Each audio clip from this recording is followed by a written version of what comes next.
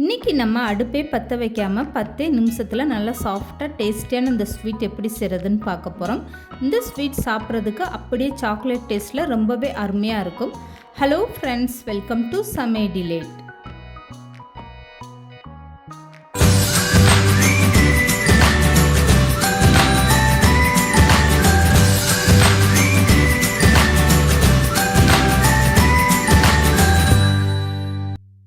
இப்போ இந்த ஸ்வீட் செய்கிறதுக்காக ஒரு மிக்ஸி ஜாரில் 1 கப் அளவுக்கு பொட்டுக்கடலை எடுத்துக்கோங்க. இதை நல்லா நைஸாக பவுடராக அரைச்சி எடுத்துகிட்டு வந்துடுங்க. இப்போ அரைச்சி எடுத்த பொட்டுக்கடலை மாவு இந்த அளவுக்கு நல்லா நைஸாக இருக்கணும். இது அப்படியே ஒரு ஓரமாக இருக்கட்டும். இதுக்கப்புறமா அதே மிக்ஸி ஜாரில் 3/4 கப் அளவுக்கு வெள்ளை சக்கரை நான் சேர்த்துருக்கேன். நீங்கள் வேணால் நாட்டு சக்கரை சேர்த்துக்கோங்க. இப்போ இந்த வெள்ளை சக்கரையும் சேர்த்துட்டு இந்த மாதிரி நல்லா பவுட்ரு பண்ணி எடுத்துகிட்டு வந்துடுங்க. கையில் எடுத்து பார்த்தா இந்த அளவுக்கு நல்லா நைஸாக இருக்கணும். இப்போ இந்த சக்கரை பவுடரும் அப்படியே எடுத்து வச்சுருங்க. இப்போ ஒரு அகலமான பாத்திரம் எடுத்துக்கோங்க. இதில் மாவு ஜலிச்சு எடுக்கிறதுக்காக இந்த மாதிரி ஒரு ஜல்லடை வச்சுக்கோங்க. இப்போ பொட்டுக்கடலை மாவை இந்த ஜல்லடையில் சேர்த்துருங்க. இது கூடவே அரைச்சி எடுத்த சக்கரை பவுடரையும் சேர்த்துருங்க. இப்போ 1/4 கப் அளவுக்கு கொக்கோ பவுடர் சேர்த்துக்கோங்க. 1 கப்பு பொட்டுக்கடலைனா 1/4 கப் அளவுக்கு கொக்கோ பவுடர்.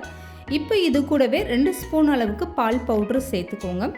இப்போ இதெல்லாம் சேர்த்துட்டு நல்லா சலிச்சு எடுத்துருங்க. கொக்கோ பவுட்ரு 1-2 கெட்டியாக இருக்கும். அதனால் இந்த மாதிரி நல்லா சலிச்சு எடுத்துட்டிங்கன்னா உங்களுக்கு எல்லாமே நல்லா நைஸாக வந்துடும்.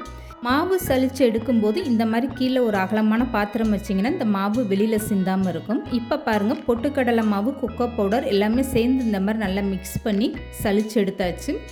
இப்போ 1-2 இந்த மாதிரி கப்பிகள் இருக்குது பாருங்கள். இதை அப்படியே ஒரு மிக்ஸி ஜாரில் திரும்ப சேர்த்துக்கோங்க. இதை நீங்கள் வேஸ்ட் பண்ண வேண்டாம்.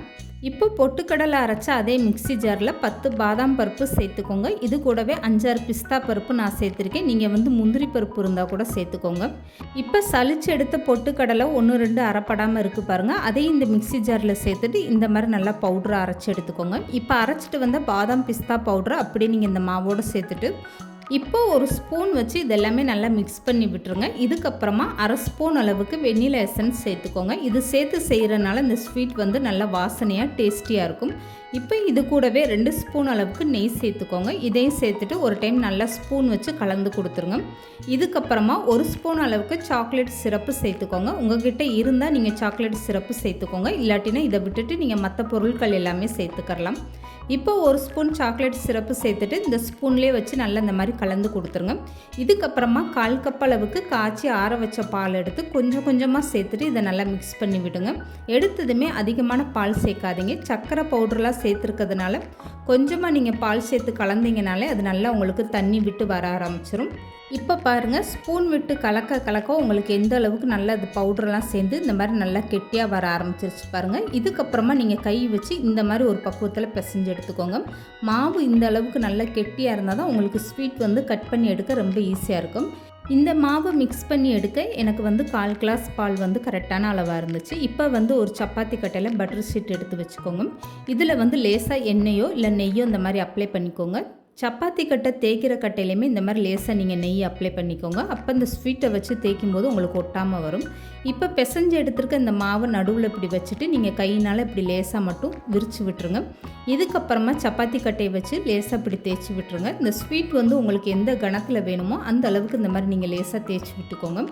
இப்போ இந்த ஸ்வீட்டை உங்கள் விருப்பப்படி நீங்கள் கட் பண்ணி எடுத்துக்கோங்க. நான் கட் பண்ணி எடுக்கிறதுக்காக இந்த மாதிரி சின்ன பாட்டில் மூடி எடுத்து இந்த மாதிரி ஓரத்தில் கட் பண்ணி எடுத்துகிட்ருக்கேன். இந்த மாதிரி கூட நீங்கள் கட் பண்ணி எடுத்துக்கோங்க. அப்படி இல்லைன்னா நீங்கள் லட்டு மாதிரி உருண்டையாக கூட பிடிச்சி எடுத்துக்கலாம். அப்படி இல்லைன்னா நீங்கள் கத்தியை வச்சு கூட உங்களுக்கு விருப்பமான சைஸில் நீங்கள் கட் பண்ணி எடுத்துக்கோங்க. இந்த மாதிரி சின்ன சின்ன ஸ்வீட்டாக நீங்கள் கட் பண்ணி எடுக்கும்போது குழந்தைகள்லாம் அதை ரொம்ப ஆசையாக விரும்பி சாப்பிடுவாங்க.